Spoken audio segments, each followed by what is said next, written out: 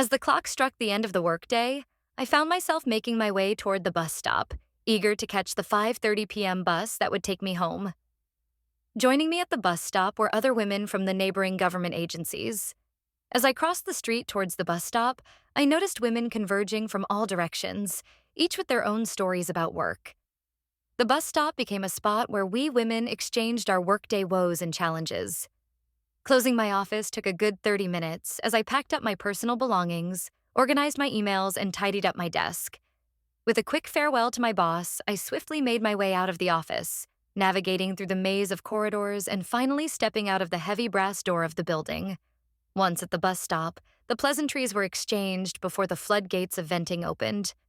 Sandy grieved about a colleague who had introduced a new employee to everyone in the office except her. She couldn't help but feel invisible, especially since she was dressed head to toe in blue. She couldn't fathom how someone could miss her with such a vibrant outfit. People can be so mean and thoughtless, she sighed. Nancy grumbled about being on restricted sick leave, as her boss believed she was taking advantage of her leave privileges. Marianne was annoyed by the last-minute request from 2 desk officers in her office who needed travel authorization orders and foreign embassy passport visas for their upcoming overseas trip. With only a week left, navigating through all the necessary approvals and obtaining the visa in time seemed impossible.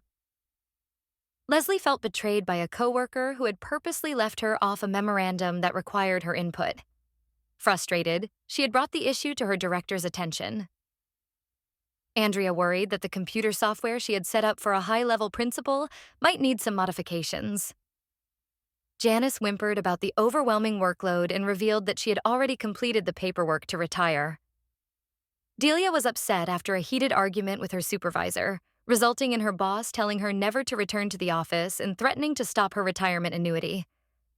Despite the turmoil, Delia was reassigned to work at her bureau's executive office until her retirement. Carla shared the news that her office director had been demoted due to his failure to follow through on an important task. Catherine discovered that her colleagues had secretly established a system allowing desk officers to access their cleared papers without her knowledge. The betrayal and hurt she experienced were overwhelming, leading her to make the difficult decision to file for retirement. David, a male secretary, shares his experience of frequently encountering derogatory remarks about his profession.